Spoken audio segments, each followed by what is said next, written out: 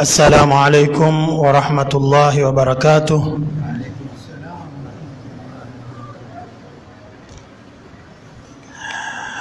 أعوذ بالله من الشيطان الرجيم. بسم الله الرحمن الرحيم. الحمد لله.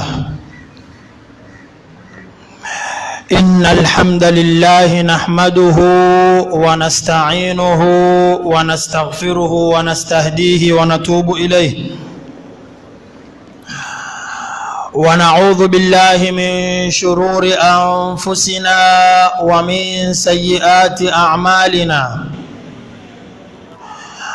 إنه من يهد الله فلا مضل له، ومن يضلل فلا هادي له.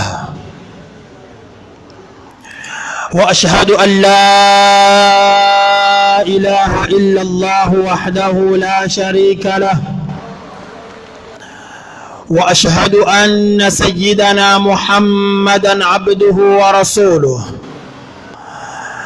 أرسله بالهدى ودين الحق ليظهره على الدين كله ولو كره المشركون.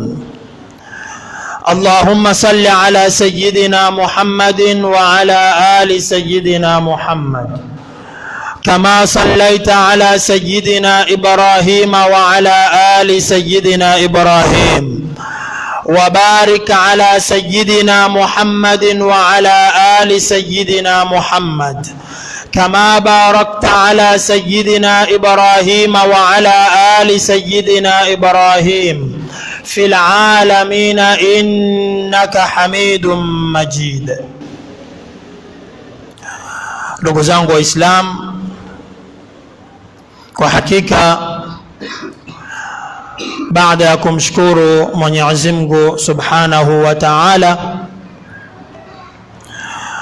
na kadhalika baada ya kumsalia mtume wetu Muhammad sallallahu alayhi wa alihi wasallam, tumshukuru tena Mwenyezi Mungu kwa kutujalia na kutuwezesha kukutana leo katika kuendeleza darasa zetu za baada al-asri. Ingawaja zilikuwa zimesimama, lakini ni kwa sababu ambazo zilikuwa haziwezi kuepukika, ila tumshukuru Mwenyezi Mungu kwa kutujalia leo tuendelea inshallah kama kawaida yetu na siku za mbeleni. Katika darsa ya mwisho tuliyokoma nayo, tulizungumzia kwa urefu kuhusu hasadi ya ndugu, na tukabainisha kulingana na aya ambazo kwamba twazifuatilia, tukabainisha kwamba husda Mwenyezi Mungu hakuwaumbia wanyama, bali ametuumbia sisi wanadamu. Na husda mbaya zaidi tukataja ni pale mtu anapomhusudu ndugu yake, kumhusudu kwa sababu yoyote ile, kwa sababu Mwenyezi Mungu amempa, Mwenyezi Mungu amemfungulia. Na tukabainisha kwamba husda yaweza ikapelekea katika jambo baya zaidi, kama ambavyo ndugu zake Nabii Yusuf alayhi salam husda walokuwa nayo iliwapelekea katika jambo baya zaidi.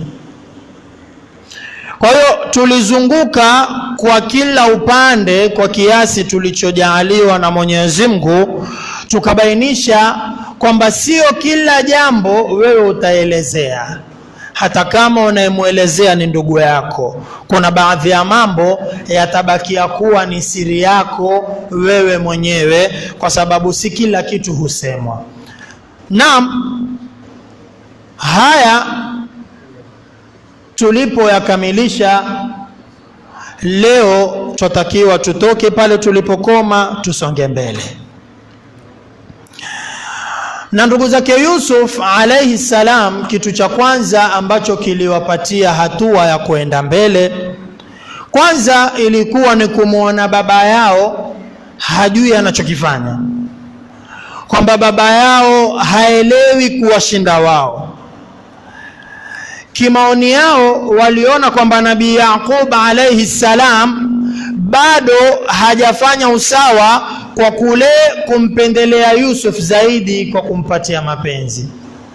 Na tulisema kwamba Nabii Yusuf alikuwa ni mtoto mdogo, na kulingana na malezi mtoto mdogo hupendwa zaidi kuliko yule mkubwa, kwa sababu yule mdogo bado hajaweza kujisimamia mwenyewe kama alivyoweza mkubwa. Wale wakubwa kitendo kile kikawafanya waone kwamba baba yetu ana upendeleo. Kitendo cha kuhisi kwamba baba ana upendeleo ndicho kilowafanya watake kuchukua action ya kumjulisha baba yao kwamba wewe wafanya makosa, rudi katika usawa. Wakaanza kusema la Yusuf wa akhuhu ahabbu ila abina minna wa nahnu usba inna abana la fi dhalalin mubin. Baba yetu amepotea, tena upotevu wa wazi, na mtoto ambaye ni mbaya siku zote huanza kwa kumtuhumu mzazi wake. Siku zote mtoto ambaye kwamba ana ubaya ataka aufanye, kwanza sababu ya kwanza ni kumtuhumu mzazi.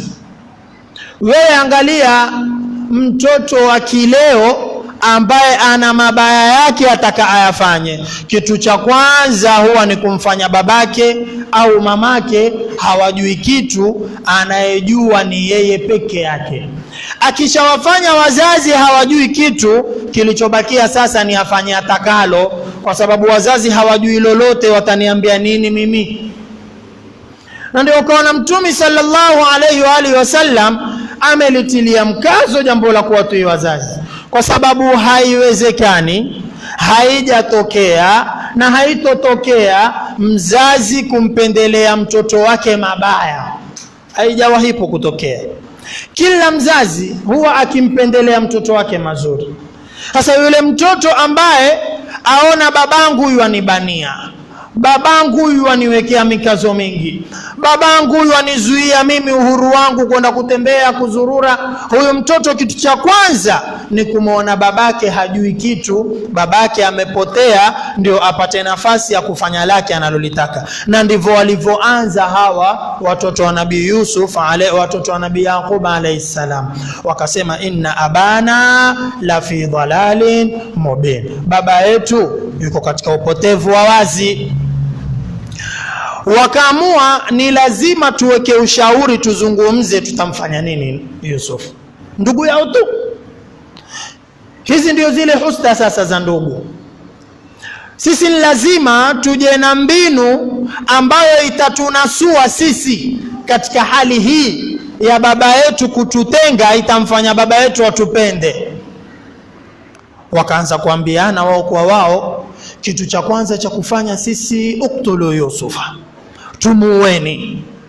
Tukimuua baba itakuwa tena atamkumbuka, bila shaka atasikitika, atamsahau, kisha atarudi kutupenda sisi. Wazo la kwanza. Wakaona hapana, kumuua Yusuf ni kubwa zaidi, wakarudi chini. Autrahuhu ardhan, au mtupeni katika ardhi ya mbali, tokeni naye usubuhi, muende mkamtupe huko, baba atafute mpaka achoke. Mukimuoa Yusuf ama mukimtupa ardhi ya mbali, yakhlu lakum wajhu abikum, hapo mutapata nafasi ya kutafaraghi kwa uso wa baba yenu. Mutakuwa ni nyinyi tu, baba yenu atawapenda nyinyi tu. Watakunu min ba'dihi qauman salihina, baada ya Yusuf kwamba mumemuoa ama mumemtupa mbali, mtatubia kwa Mungu, muwe watu wazuri. Hapa katika hii aya ndugu zangu kuna milahadha miwili tutaka tuichukue kisha tuende mbele. Mulahadha wa kwanza, mtu yoyote anayekuchukia, mtu ambaye hakupendi, kila siku hutafuta sababu ya kumalizana na wewe. Hili lijue kabisa. Mtu ambaye hakupendi, mtu ambaye yuwakuchukia kila kuchapo hutafuta sababu ya kukumaliza, jinsi gani ataepukana na wewe uwe kando na yeye awe kando. Ndiyo ada ya chuki. Na wewe ukitaka kuyapata haya, nenda kaisome sira ya Mtume Muhammad sallallahu alaihi wasallam. Utaona namna gani Makureish walipomchukia Mtume walitafuta kila mbinu ya kujinasua na Mtume Muhammad sallallahu alaihi wasallam. Mtu anayekuchukia hawezi kulala, mtu anayekuchukia hapati usingizi, hawezi kupumzika.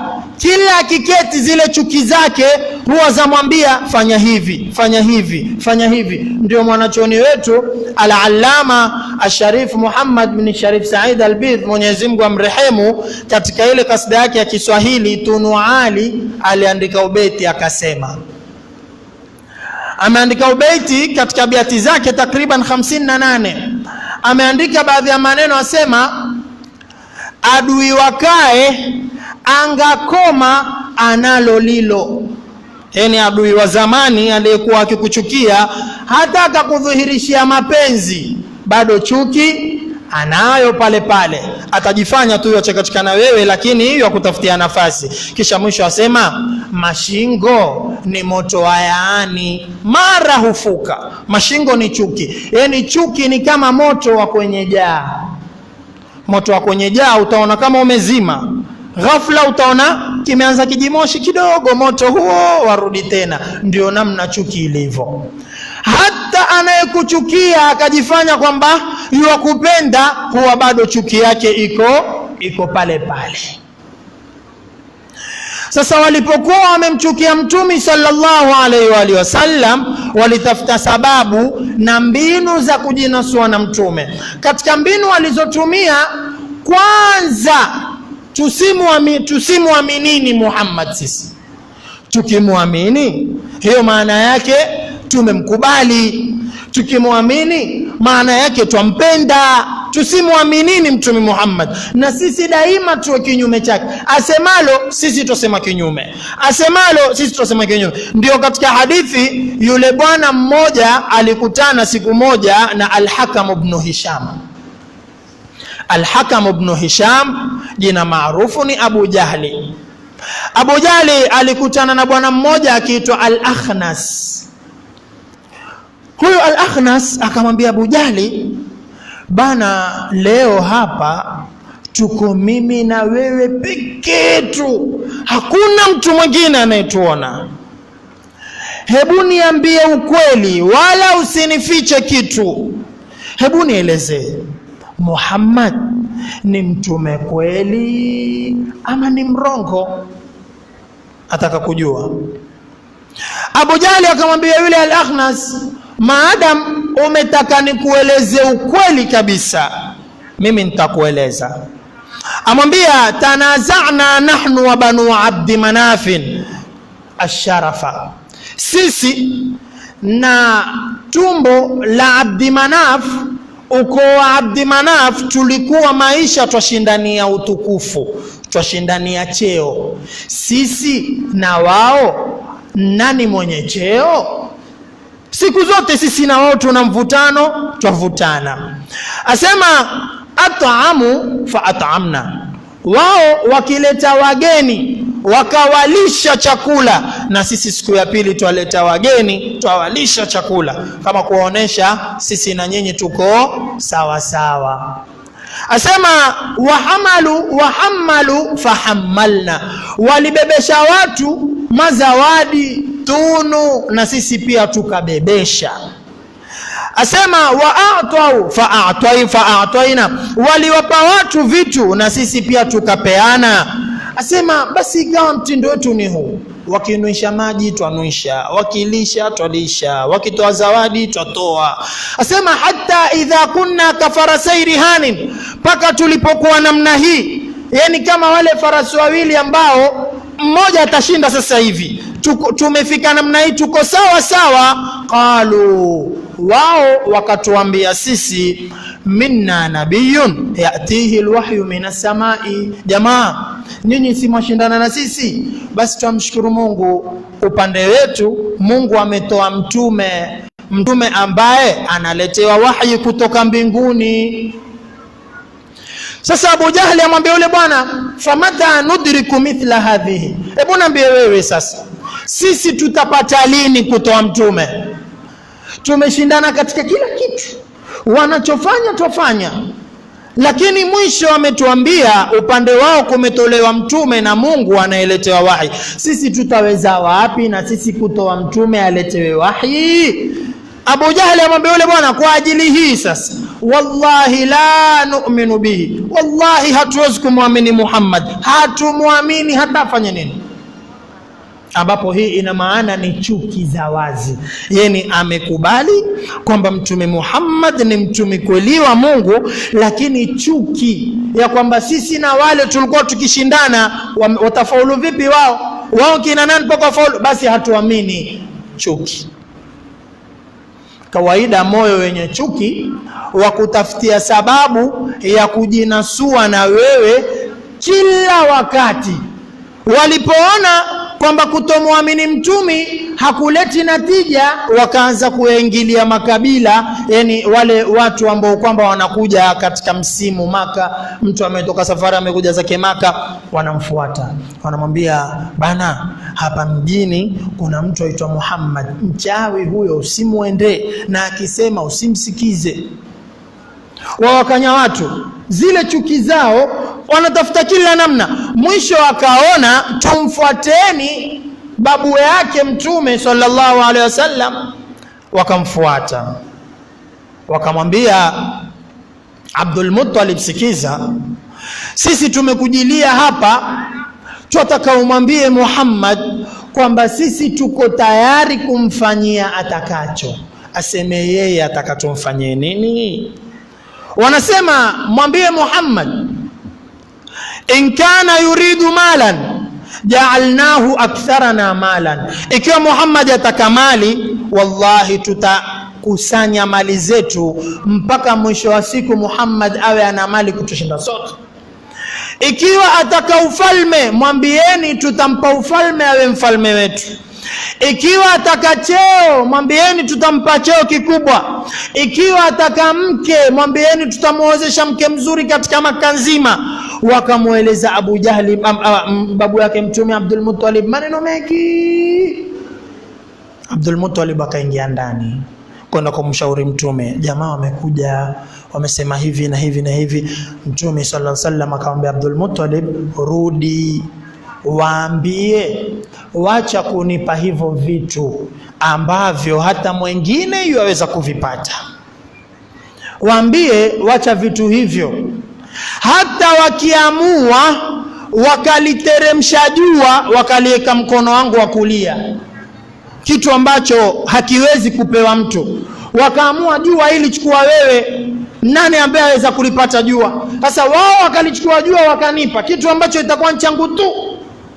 Wakachukua na mwezi pia, wakanambia chukua mwezi, tumekupa kushotoni, hizi mbili tumekupa kama zawadi, acha mambo ya kutangaza utume. Mtume amwambia babu yake, waambie siachi mpaka Mungu aidhihirishe dini ya Uislamu, ama nife kabla dini ya Uislamu kudhihiri, lakini kwamba nitaacha siachi. Wakaona hii haijatosha, wakaamua sasa wafanye ile maarufu hiswaru shi'bi, na nafikiri sote twajua hiswaru shi'bi ni kitu gani. Hiswaru shi'bi ni kwamba waliketi hawa makureshi wapanga kumua mtumi kwa chuki zao, waliketi wakakubaliana, jamaa tumuweni Muhammad, tumalizeni huyu, kila kuchapo nguvu yake yaongezeka, tumuweni.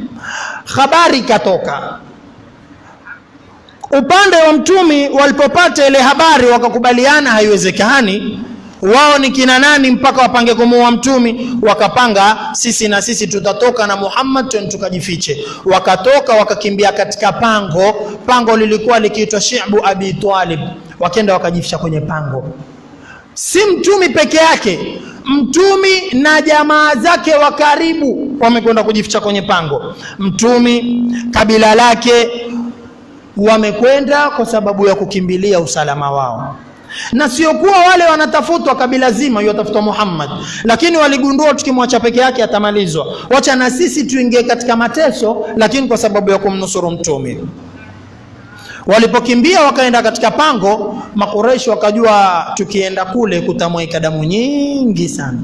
La kufanya, tuandikieni mkataba, tuubandikeni kwenye Al-Kaaba kwamba hili kabila la Mtume Muhammad lilioko kwenye pango ni kabila ambalo halifai kufanywa lolote, lisisaidiwe, lisipewe chakula, lisipewe maji, lisioe, lisiolewe, lisifunguliwe biashara, yani waishi tu hivyo hao. Ambapo hii ni moja ya siasa zinazoitwa siasa tutajwia, siasa ambazo hutumiwa sana na matajiri wetu wa leo. Ule tajiri ambaye amekuajiri wewe shekhe, wewe ustadhi, wewe imamu msikitini, na yuwataka ufanye jambo kadhaa linalomridhisha yeye, ukiwa hufanya hii siasa tutajwia, huzuia mshahara. Manake wewe wazungumza msikitini na kulipa mimi, kisha wazungumza kuhusu matajiri hawatoi, ulikuwa wanakusudia mimi wewe, omba msamaha. Ustadhi akishikilia ama shekhe akishikilia siombi msamaha, mimi nilikuwa natoa darasa, tunatoa mawaidha. Amekuwa na pembe, amekuwa jeuri, kinachompa jeuri ni senti zetu, basi kwanza zile senti huzuiliwa. Siasa tutajua. Wanasema ukimweka mtu na njaa, aghlabu hurudi nyuma. Utapigwa na njaa, uzuiliwe mshahara mwezi wa kwanza, wa pili, wa nne, wa tano. Siku utakaposema basi jamani nakubali makosa yangu, utaregeshewa mishahara yote ya miezi iliyopita. Ndio mambo ambayo hufanyika na wenye uwezo. Wewe angalia hata hivi sasa ulimwengu wa kivita. Angalia hivi sasa ukiteta na wenye ulimwengu, wenyewe wataka nchini kwako uweke sheria fulani. Wewe hutaki, kitu cha kwanza utasikia usema nini? Misaada yetu Kenya hatuipeleki tena. Ndio siasa tutajua, ili Mkenya ashtuke. Sasa ikiwa Kenya hakuji misaada kutoka nchi za nje, ina maana tutakufa sisi na njaa, kwa sababu jeshi tu kulipwa na Kenya ni balaa, mpaka kuja misaada. Kwa hiyo wanachokisema wao hubidi hata kama kwako wewe ni kibaya ukikubali, kwa sababu ukikikataa utaona balaa yake. Na mifano tuiona tele waziwazi. Angalia nchi zile ambazo zilileta ushindani wakati kulipotakiwa kupitishwa sheria ya ndoa za jinsia moja, kwamba mume aweza muoa mume mwenzake na mke naye akamuoa mke mwenzake. Ilipokuwa baadhi ya nchi za kataa, zilikuwa zikitishwa, tutazuia msaada, tutazuia kuleta sijui nini madawa, tutazuia kuleta vyakula. Ndivyo hali ilivyo. Mwenye uwezo ukikataa masharti yake, kwanza hukimbilia kukupiga na njaa, akijua kwamba nikimpiga na njaa huyo mtu atarudi nyuma. Hii hawakuanza hawa wa leo, walianza Makuraish wakamfanyia Mtume sallallahu alaihi wa alihi wasallam. Mtume alifanyiwa siasa tutajua, kuwekwa na njaa alifanyiwa. Wakaketi katika pango miaka 3. Anaelezea sahaba mmoja Saad ibn Abi Waqqas. Saad anaelezea, anasema siku moja mimi nimetoka nasikia njaa, sina la kufanya, nikaa nimekwenda kujisaidia kwenda kufanya haja. Wakati nakojoa nasikia pale chini kwa kama ile mikojo yangu kama haiingii katika ardhi, kama nakojolea kitu vile, nakojolea mfuko. Nikiangalia vizuri, asema nikaona ni ngozi. Asema hiyo ngozi nikaichukua, nikaenda nikaiosha, nikaichoma, nikaisafisha. Asema wallahi nilikula ngozi siku 3. Ikawa ndio chakula changu siku 3, sijui njaa na la ngozi. Si kwamba ngozi yaliwa, hailiwi, ni njaa. Miaka 3 hiyo, ukisoma sira utaona vitabu vote vimeandika hata akalu waraka shajari, waliketi na njaa watu mpaka wakabidi wale majani ya miti soliwa. Yaani umeshikwa na njaa mpaka wala majani ya muembe, wala majani ya mnazi, wala majani ya mkungu, wewe umeshikwa na njaa namna gani? Hakuna chakula. Mali ya Sayyidatina Khadija ilimalizika wakati huo, watu wakaketi, njaa ikawapiga, mpaka siku Mtume sallallahu alaihi wasallama alipowaambia kwamba ule mkataba ulioandikwa sasa hauko tena, umeliwa wote na mchwa. Kumebakia maneno mawili, kumebakia bismika na kumebakia Allahumma. Bismika Allahumma ndio maneno aliyobakia, na kwa sababu bismika Allahumma ni jina tukufu, kwa jina lako ewe Mola. Allahumma ni katika kumwomba Mwenyezi Mungu, Allahumma rabbana taqabbal minna, hilo ndio lilobakia. Watu walipotoka siku ya pili wakakubaliana lazima tuende tukaondoshe hii mkataba wa dhulma. Wakifika wakaupata uko kama alivyosema Mtume sallallahu alaihi wasallam, umeliwa wote, kumebakia neno bismika Allahumma. Moyo ambao una chuki, ndugu zangu, ndio moyo ambao leo tuuzungumza. Moyo wenye chuki hauwezi kupata usingizi, daima utakuwa wa kutafutia wewe kila sababu ya kwamba huyu mtu tumalize. Ndugu zake Yusuf alayhi salam ndicho kitu ambacho walikidhamiria. Nukta ya kwanza ilikuwa ni kuangalia kwamba mtu mwenye chuki ni kitu gani anaweza kufanya.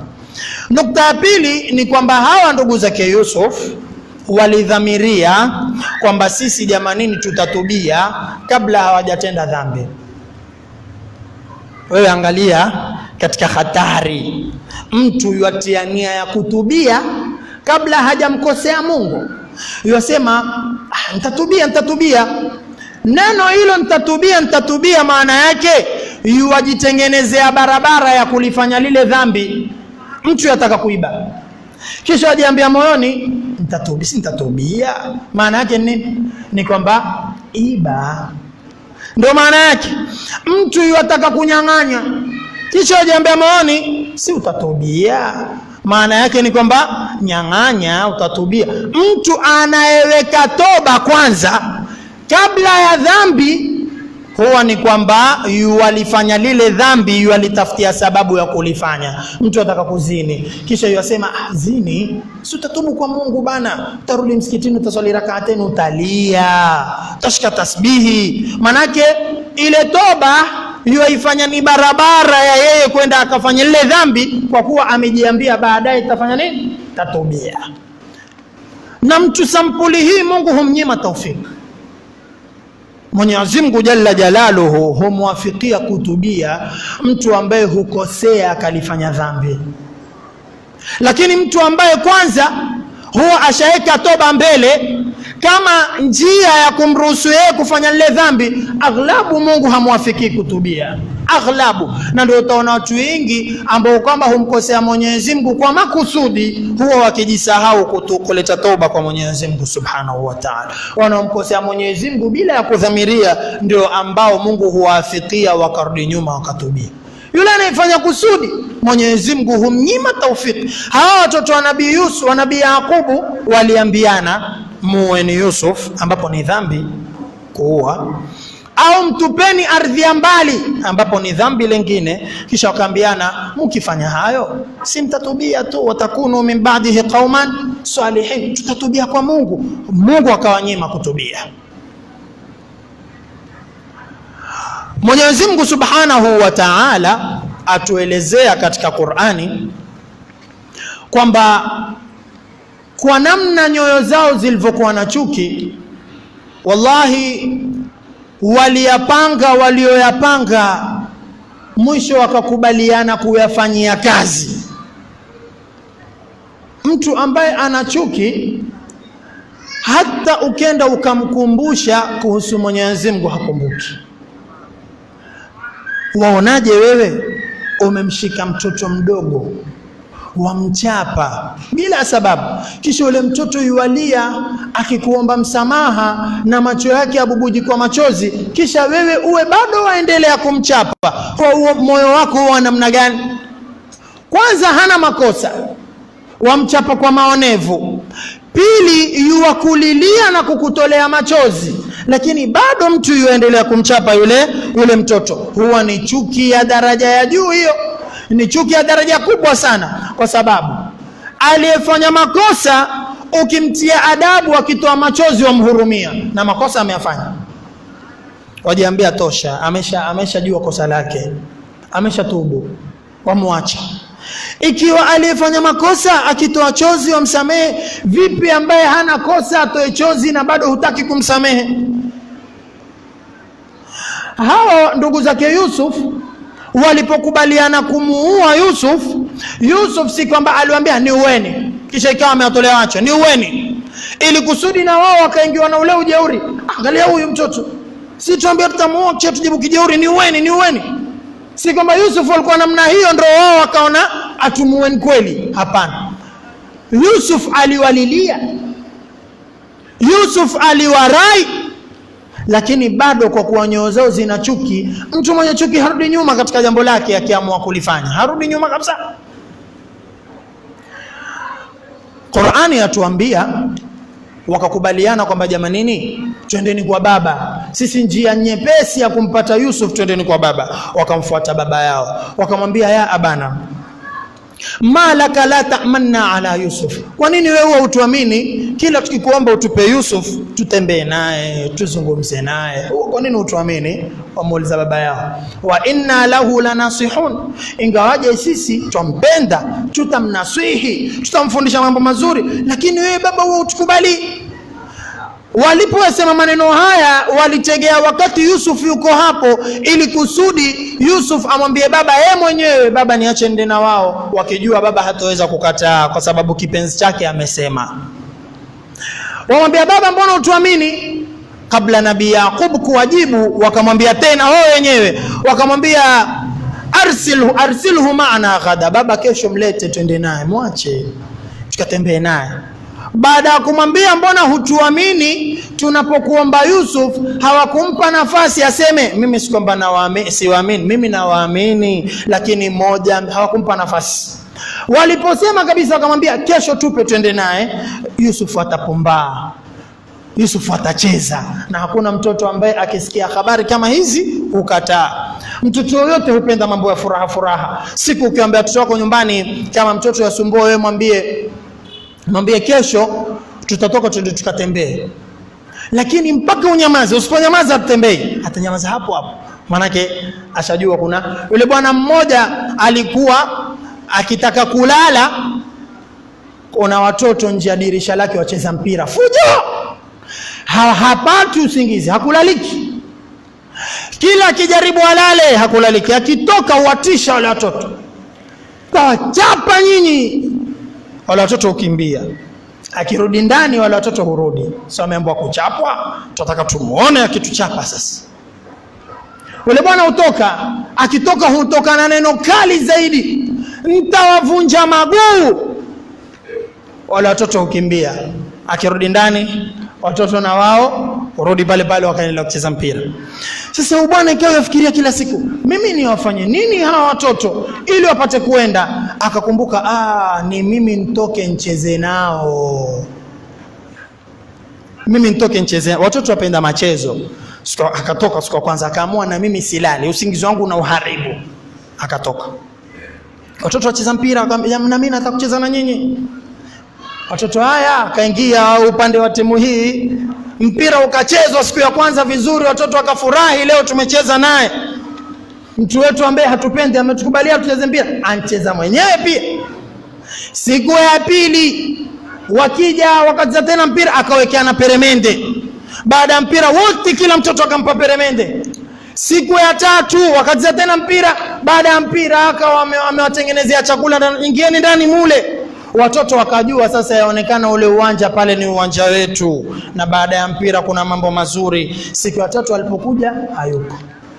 Siku ya nne akabakia ndani, wakaanza kumwambia toka tucheze mpira, wamuita, akamwambia sitaki. Ajibu wale watoto wakakasirika, basi na sisi kuanzia leo hatuchezi tena mpira hapa. Wakaenda zao.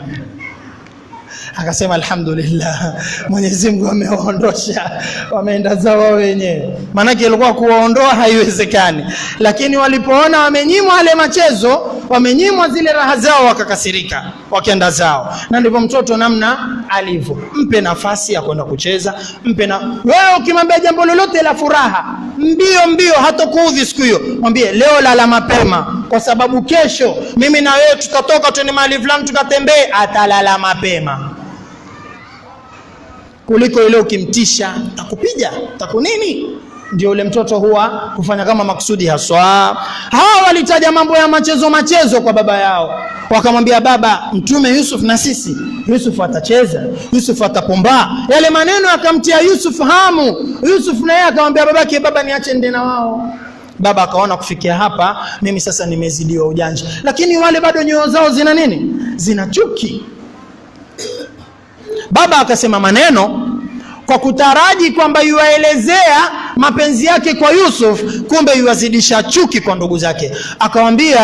Akawaambia ndugu zake Yusuf, innahu la yahzununi an tadhhabu bihi wa akhafu an yakulahu dhibu. Mimi nitakuwa na huzuni mkienda naye. Ameona watajua baba yetu yuampenda mpaka ataingiwa na huzuni. Kumbe ndio maneno yale atawazidishia chuki. Umeona? Mpaka tukimchukua kwenda naye baba yaingiwa na huzuni. Umeona namna anavyompenda sana? Kisha akamwambia wa akhafu an yakula udhibu, mimi naogopa Yusuf asijeliwa na mbwa mwitu. Na ndio hapo walipoondoka wakapata fikra za kwamba tusemeni aliliwa na mbwa mwitu. Ndio kama ile hadithi ambayo tulitoa katika siku za nyuma, Mtume sallallahu alaihi wasallam alipotuambia msiwafundishe watoto kusema urongo. Mtume asema la tulaqinu auladakumul kadhiba fayakdhibu, msiwafundishe watoto wenu kusema urongo jamanini, watasema urongo. Mtume anasema, hadithi inaendelea, Mtume asema fa inna bani yaquba, watoto wa nabii Yaqub, lam ya'lamu anna dhiba yakulu an-nas, walikuwa hawajajua kwamba mbwa mwitu ana uwezo wa kula mtu. Wao walichokijua mbwa mwitu yuala mbuzi, mbwa mwitu ukimwacha kondoo atamla, lakini kula mtu walikuwa hawajafikiria. Wanajua mbwa mwitu akionana na mtu, yule mtu atamshinda yule mbwa mwitu. Ghafla akamsikia baba yao yasema, mkienda naye naogopa asijakaliwa na mbwa mwitu. Wakaikoti ile, kumbe kuna kuliwa na mbwa mwitu. Ndio Mtume asema msifundishe watoto urongo. Si kwamba nabii Yakubu aliwafundisha kusema urongo, yeye alisema kwa kudhania yuwaelezea anachokiogopea, kumbe yuwaambia wale semeni urongo. Na ndio hali ambayo iko leo. Wakati mwingine kule kumwambia mtoto nenda dukani, mwambie mwenye duka, baba ametoka amenituma nije unipatie unga, kwa sababu ajua ule mtoto kienda pale akisema baba nituma unga, tambua mwambie aje mwenyewe kwa sababu namdai hapa. Bora ni mwambie mwanangu nenda useme baba amesafiri, na mtoto ajue baba uko nyumbani. Ule mtoto huona wewe hukumwambia aseme urongo, lakini kile kitendo ule mtoto amesoma kitu. Mtoto uko nyumbani amuona baba amepigiwa simu, uko wapi? Mimi niko sokoni. Mtoto kimwangalia baba si yule pale kitandani. Kumbe kitanda siku hizi kimegeuka kimekuwa soko. Kuna kitu amesoma. Hujua kwamba kumbe hata mimi iko siku naweza kudanganya nikasema urongo. Namna hiyo ndio ambao mtoto huwa. Ule urongo wakati mwingine wamfundisha bila we mwenyewe kujua.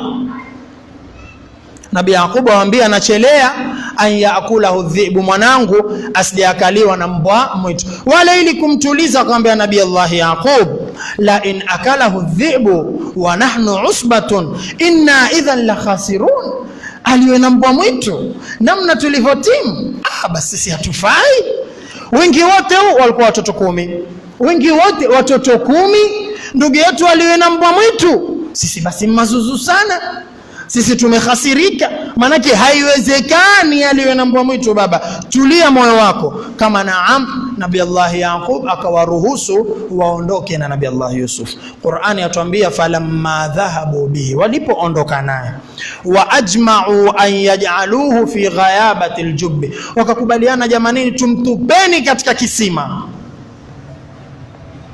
Walipokubaliana tumtupeni katika kisima, wakamchukua kama Qur'ani inavyotufundisha, wakamtupa ndani ya kisima.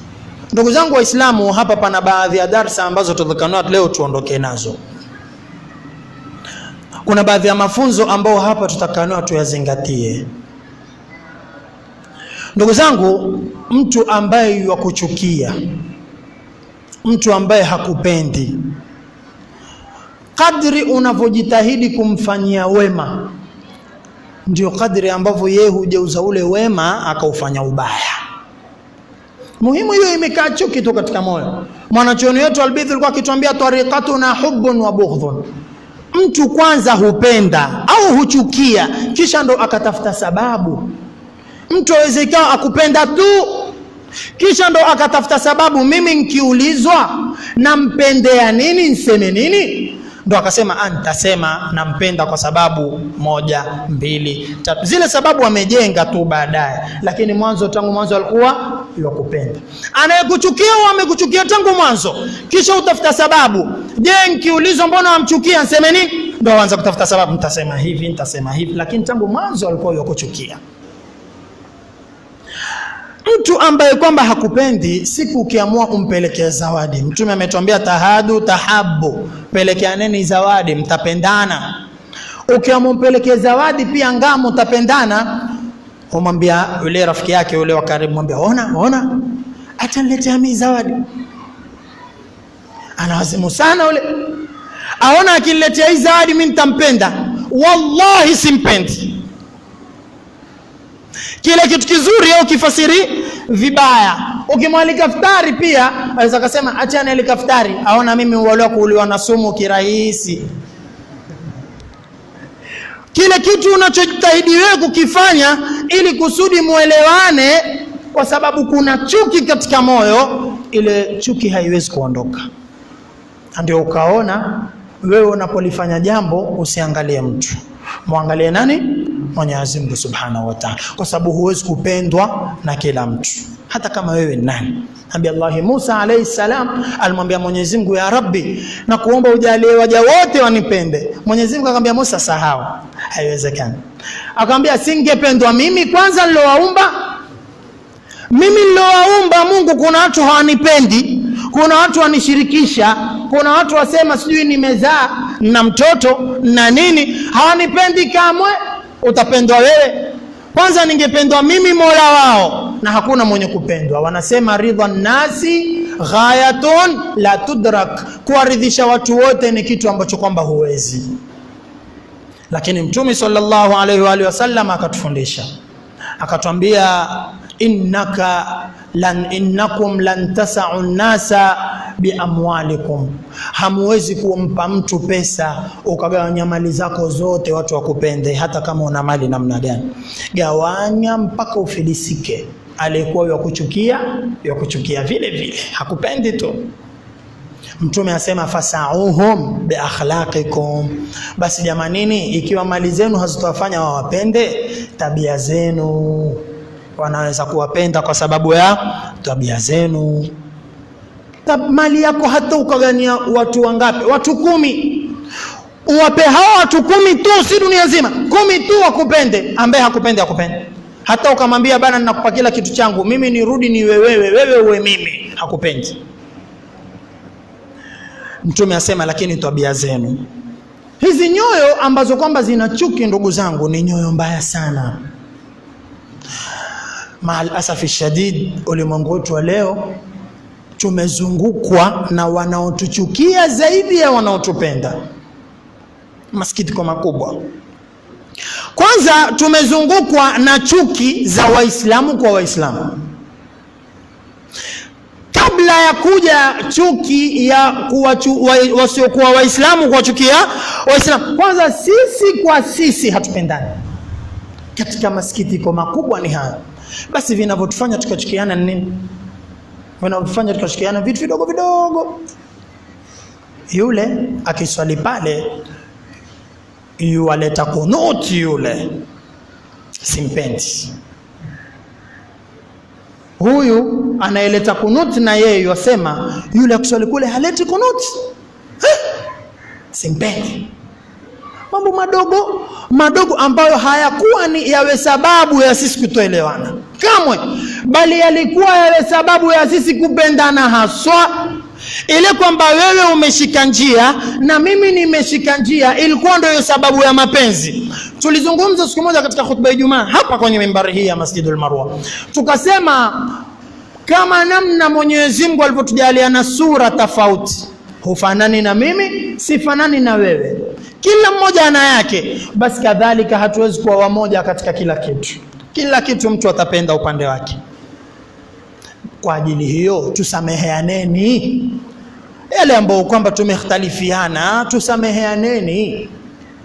Tukifanya hivyo, wallahi tutakuwa na uwezo wa kumpiga vita adui yoyote ambaye kwamba yuaja kutushambulia sisi Waislamu. Lakini kwanza, ikiwa sisi kwa sisi hatupendani, sababu za kuchukiana ni sababu tafih, sababu duni, sababu ambazo hazina maana, bila shaka mtu wa nje atapata nafasi ya kutupiga sisi, sababu sisi wenyewe kwanza hatupendani. Moyo wenye chuki, ndugu zangu, Mwenyezi Mungu hujalia ukasusua, na moyo unaposusua hapo ndipo pamemalizika. Moyo wenye kususua ni ule ambao hausikii la mwadhini wala mtia maji msikitini, huitwa moyo uliosusua. Mtu ambaye akikwambia nitakupiga, hata akaedhewa na nani, husema mimi hataje nani, mimi kipanga langu lazima nilifanye. Ni mtu mbaya sana wa namna hiyo, mtu ambaye harudi nyuma. Kwa nini wewe hurudi nyuma? Yaani kwa sababu gani wewe hurudi nyuma? Kwa nini hurudi nyuma? Kwa sababu gani? Kwa sababu wewe una kibri, kwa sababu wewe ni jeuri, kwa sababu moyo wako umesusua. Kwa nini wewe hurudi nyuma ukipanga jambo lako?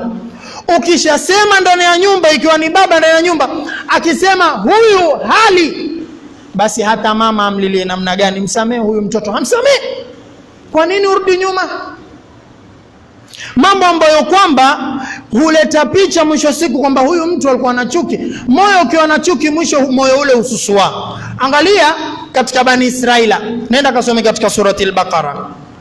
Mwenyezi Mungu aelezea, asema katika Qur'ani, thumma qasat qulubukum min ba'di dhalika fahiya kalhijara. Wale Bani Israila, yule mmoja alipokuwa ataka kumrithi ndugu yake, na ule ndugu yake ni mpaka afe, ndio watu hurithiana, hafi, huugua, akaona huyu yuenda mara amepoa, mbona hafi? Akamsubirisha hafi, akaona basi wacha nimuue mimi. Na kanuni za kurithi, anayeua hamrithi aliyemuua. Ukiua kama humrithi uliyemuua. Wanasema katika sababu mawani'ul irthi, miongoni mwa mambo yanayozuia kurithi, moja wapo ni hilo, riqun wa qatlun wa ikhtilafu din. Mtu kuwa mtumwa, ama kuua, ama dini kuwa mbalimbali. Ukiwa mtu urithi kwa sababu umefanya haraka, na wenye kawaida wanakwambia man istajala shay'an qabla awanihi uqiba bihirmanihi. Ukifanya kitu haraka kabla muda wake wakoseshwa. Ndio sheria ya Uislamu. Ulifanya haraka wewe, utaambiwa basi kuisha fungu lako tosha. Umeua haraka ili upate wepesi wa kurithi, urithi tena. Mume ameishi na mke mpaka amekuwa mtu mzima, ameona maradhi haya alionshika, mimi nafa, huyu mke atanirithi, na muache ili asinirithi, atakurithi. Manake kile unachokifanya huwa waregeshewa kinyume chake, ili kusudi upate kuadhibiwa. Huyu bwana ameona ndugu yangu hafi, akamuua, kisha akamburuta, akamtupa katika mlango wa mmoja katika wao. Usubuhi akaamka yeye na kilio, kaanza kulia kwa mayoe, amemuua. Watu wakababaika. Sasa anayeambiwa ameua, yasema sijaua. Huyu ambaye yasema umeua, toa ushahidi hana. Ikiwa watu wamechanganyikiwa namna hii, wewe umemuona akiua? Sikumuona. Umejuaje ameua? Maiti iko mlangoni kwake. Wewe ndio ulomuua huyo? Lao mimi ningemuua, singemwacha hapa mlangoni. Mimi sijamuua. Kila mtu akafuatwa Nabii Musa alayhi salam. Tusaidie. Nabii Musa akateremshiwa wahi na Mwenyezi Mungu, waambie wachinje ng'ombe. Wakamtafuta yule ng'ombe, mwisho wa siku wakampata, wakamchinja. Fakulna dhribuhu bibadhiha, Yule ng'ombe akakatwa kiungo katika mwili wake, kama ni ulimi, kama ni wapi, kashikwa, akapigwa nao yule maiti. Maiti akaamka, akaulizwa, nani aliyekuua? Yule maiti akamnyoshia kidole yule aliyomuua, huyu ambaye ni yule ndugu yake huyo. Kisha maiti akarudi, akalala, yani akafa. Baada ya yote hayo kufanyika, yule aliyeonyeshewa kidole ambaye ndo alioua akaruka akasema, si mimi, ninyi hamkuona vizuri. Ule moyo ulikuwa una chuki kwa ndugu yake kuanzia zamani apate mali yake. Chuki ile ikamfanya afikirie kumuua. Baada ya kumuua bado moyo umesusua, maiti imeamka ikakutaja, bado huedheki wewe ukarudi nyuma, bado umekazana tu, si mimi. Mwenyezi Mungu asema, thumma qasat qulubukum min ba'di dhalik, nyoyo zenu zimesusua, fahiya kalhijarati au ashaddu qaswa, basi nyoyo zenu ni kama jiwe au ni zaidi ya jiwe, kwa sababu mawe wakati mwingine pia hushtuka. Utaona jiwe la toa maji, utaona jiwe la toa la pasuka. Nyinyi mumezidi kupasuka, hamupasuki, maji hamutoi, hamwezi kulia, nyoyo zenu ni mbovu hata kuliko mawe.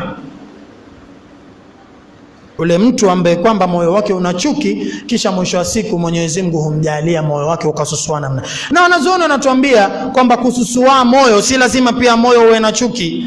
Kususua kunaweza sababishwa na baadhi ya mambo wanaoyataja. Katika mambo wanaotaja wanazuoni, mtu anaweza akasusua moyo, wanasema taalluqul qalbi bidunya, mtu kuipenda sana dunia. Yani kila kiketi yafikiria, mimi nitapata lini, nitakusanya vipi, kila kiti huangalia hawa matajiri, ngela ule ampita na gari gani, iko siku na mimi nitapeleka. Kisha akaanza kwenda mbio sasa na hapati. Uketi akamwangalia mtu, angalia yule amfani, na mimi nitafanya. Basi yeye kila siku aishi na hamu tu, aishi kwa kutamani tu, aishi kwa kujikera tu, haishi maisha aliyoambiwa na Mwenyezi Mungu Subhanahu wa Ta'ala. Unaweza mwisho moyo ukasusua, ukawa uko tayari hata kuua wewe kwa sababu ufikie katika ile gari uliloliona, uko tayari hata kuua kwa sababu ufikie katika ile nyumba aliyojenga, uko tayari kufanya lolote. Wanasema ukimwona mtu kadhalika al-ghafla, mtu ambaye ameghafilika, amejisahau, mtu ambaye hata kaambwa nini hakumbuki. Wanasema musahabatu asdiqaisu, kusubiana na marafiki wabaya pia unaweza fanya moyo ukasusua. Kila wakati wewe umeketi na waizi, kwa mfano kila wakati umeketi na waizi, umeketi na mateja, utakuwa teja tu, moyo utasusua mwisho. Wanasema pia kathratul wuqu'i fil maasi, mtu kufanya sana maasi bihaithu yusbihu shay'an ma'lufa, kwa namna inakuwa kama tabia na mazoea yake. Haisiketi siku 3 mpaka afanye machafu, haisiketi wiki moja mpaka amwasi Mwenyezi Mungu, haisiketi mwezi mzima mpaka amkosee Mwenyezi Mungu.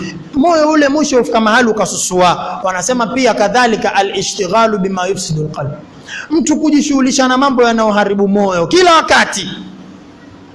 Kila mara kumwona mtu antangamana na wanawake, akienda huku ampita na wanawake, akirudi hivi amerudi na wanawake, akienda vile. Kumwona mtu kila wakati kula sana, kila wakati yeye wala tu kulala sana. Haya ni mambo ambayo hufanya moyo ukasusua.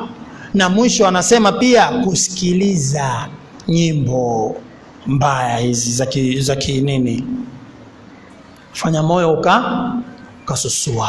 Mtu kila wakati ameweka earphone kwenye masikio, ukienda ukichukua moja ukiweka hivi midundo ile midundo ambayo hata moyo hukosa tumanina, yani moyo ukosa raha kwa yale ambayo yadunda ndani ya masikio. Mwenyewe hapo ndo huona mwanamume kama yeye hakuna, akabadilishana mwendo.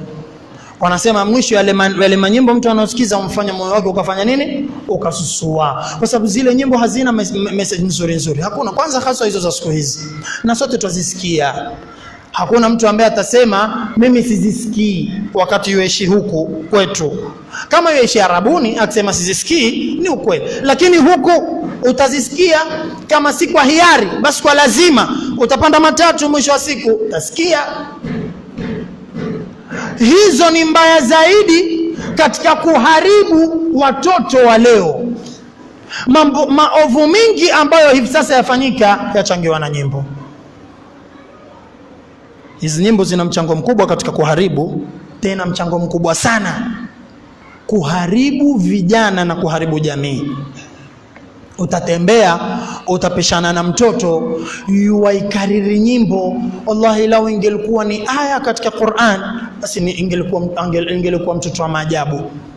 Tampata aikariri nyimbo fulani, aikariri. Kuna msemo leo ameusikia yeye usema katika darsa ya Ramadhani, nafikiri ya miaka 4 iliyopita, tulipokuwa tukizungumzia visa vya Qur'an hapa Masjidul Marwa, tukazungumza tukaja tukasema Mwenyezi Mungu Subhanahu wa Ta'ala alipomfukuza Iblis peponi kumteremsha ardhini, Iblis alimuomba baadhi ya mambo, akamwambia Mwenyezi Mungu, ya Rabbi, wewe utaleta umma wa mwisho, utawajaalia na mtume wao, watakuwa huyu mtume anachokisema ndio wanachofanya. Mimi pia nataka unipe wafuasi, ninachokisema mimi ndicho anachokifanya. Mwenyezi Mungu akamwambia, wafuasi ushapata. Watu gani? Ni kila ambaye kwamba hatomwamini Mtume Muhammad sallallahu alaihi wasallam, kila ambaye kwamba atakuwa hafuati alioamrishwa na Mtume Muhammad, huyo atakuwa mfuasi wako tu. Akamwambia Mwenyezi Mungu, ya Rabbi, katika jumla ya dua, ya Rabbi, wewe una viwanja vako vizuri vizuri, msikiti ndio viwanja vya Mwenyezi Mungu vizuri, mimi pia nipe viwanja vangu. Mwenyezi Mungu akamwambia, viwanja ushapata. Gani? Mwenyezi akamwambia, soko kitakuwa ndio kiwanja chako. Mambo yote ya kiiblis utayapata sokoni kule ufanyika. Yote yaliyokatazwa, kusengenya, kudhulumu, kupora, kughushi, nini, yote yaliyokatazwa kufanyika. Akaambia Mwenyezi Mungu, ya Rabbi, umma wa mwisho wewe utaupatia kitabu ambao ni Qur'an, na mimi nataka unipatie kitabu changu. Yaani watu wao wana maneno yangu wanayasema, wakisema maneno wanasoma Qur'ani yangu mimi. Mwenyezi Mungu akamwambia, ushapata nini? Akamwambia, wewe zako zitakuwa ni nyimbo. Wewe utakuwa na wafuasi wako ambao hata umwambie qala Allahu Ta'ala hashtuki, lakini mwambie amesema msanii fulani, amesema basi. Yeye akishasema huwa sisi lazima ambao hiyo ndio itakuwa kitabu chako hicho, watakuwa wakikisema. Na naam, ndivyo ilivyo leo. Hata magari yanayotembea barabarani yanatuelekeza huko. Mapicha, kuanzia mapicha yanaochorwa yanatujulisha kwamba hawa ndio watu, kuanzia maneno yanayoandikwa yanakujulisha kwamba hawa watu tuliowachora misemo yao ni hii.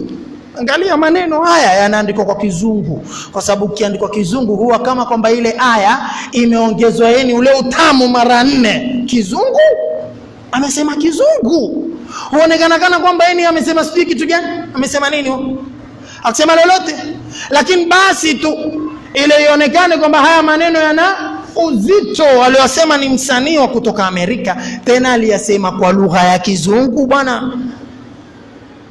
Basi lakini tumeingia wazima, kisha ndio zile nyoyo zetu huja zikasusua. Na wewe angalia namna leo hizo nyimbo zinavyozunguka. Shika simu ya mtu, ukizipata chini ya 30, basi huyo mtu haishi ulimwengu wa sasa. Shika simu ya barobaro, ukipata nyimbo hizo chini ya 50, huyo si barobaro wa sasa. Lazima simu yake iwe na nashid kama 1 hivi, kasida kama 2, halafu baada ya hapo awe sasa Ramadhani hii abadilishe ringtone, aweke ile kasida tu kidogo kiasi cha siku 30.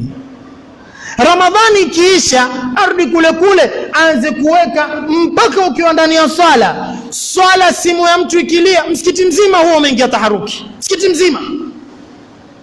Ameweka nyimbo ambayo haina maana, nyimbo ambayo ni ya upuuzi, kisha kwa imani yake ile swala kama endelea na simu yake ita, imani yake ni kwamba tulia, usiguse, ukigusa swala yako imeharibika. Basi wametulia, izime, waharibu swala za watu. Bora iharibike swala yako wewe peke yako, kwa sababu ulitia mikono mfukoni ukaizima, imeharibika swala yako wewe mtu mmoja, kuliko uache uharibu swala za watu 100. Kuna baadhi ya watu hudhania ndani ya swala kuna baadhi ya mambo kuyafanya huwezi, kumbe kule kudhania huwezi ndio wao wanaharibu. Miongoni mwa mambo ambayo mtu hudhania kuyafanya ndani ya swala huwezi ni ile kwamba simu yangu yaita niizime. Hili ni katika jambo muhimu. Misikiti kitambo ilikuwa kila ukiingia misikiti imeandikwa tafadhali zima simu yako, tafadhali zima simu. Kwa nini kwa makaratasi na nini na nini? Lakini wakati simu zilikuwa zaanza. Hivi sasa imekuwa hata si dharura iandikwe. Sababu simu zimekuwa nyingi na anayetaka kuzima atazima. Ambaye hataki hazimi. Na mtu halazimishwi. Lakini kwa dakika hizi 10 mwelekee Mwenyezi Mungu Subhanahu wa Ta'ala. Hautaki kuzima, basi weka silent, ondosha sauti kabisa, ondosha na vibration pia. Ikilia haujui mpaka baada ya swala mwenyewe ndio utajua simu yangu leo ifanye ikiti. Lakini mtu huingia. Taban wengine sio maksudi, wengine ni bahati mbaya. Waarabu wanasema usema innal jawada qad ya'thuru. Hata ule mwenye bidii iko siku huja akajisahau. Waarabu usema farasi mwenye kwenda mbio, ile farasi hodari iko siku uteleza, hata yeye pia akafanya nini? Akaanguka. Ni kitu cha kawaida. Kila ukiingia kwenye swala wakumbuka simu yeka silent, iko siku utasahau. Wewe mwanadamu utasahau, utaingia kwenye swala. Lakini kuna watu ni ada yao, swala endelea, ametulia, iite mwanzo, hata kama umeka ya taiba, hata kama umeka salatullah. Lakini hatukukwambia kwamba kwenye swala tutaka tusikize. Kwenye swala sisi tuzungumza na Mwenyezi Mungu Subhanahu wa Ta'ala. Sasa mambo kama haya, kuweka hizi nyimbo hasa hizi za kileo, kisha huleta moyo ukasuso. Ndugu zangu Waislamu, ambacho tulikuwa tunajaribu kukiangalia leo ni kwamba moyo wenye chuki hauwezi kukusikitikia hata kama wewe ni ndugu yake. Hata kama wewe na yeye ni mandugu, maadamu ya kuchukia atakufanyia baya lolote ili mradi kutekeleza zile dhamira zake za chuki. Basi inshallah taala hapa tutakoma. Kesho kwa uwezo wa Mwenyezi Mungu tutakuja kuingia katika mada nyingine, tuendelee mbele, tuzungumzie namna gani mtu atakuwa na subra ambayo itakuwa ni subra mzuri akalipwa nao thawabu na Mwenyezi Mungu Subhanahu wa Ta'ala. Basi kwa haya, ikiwa tumepata ni taufiki ya Mwenyezi Mungu, ikiwa tumekosa ni sisi wenyewe, Mwenyezi Mungu atujalie min alladhina yastami'una alqawla fayattabi'una ahsana. La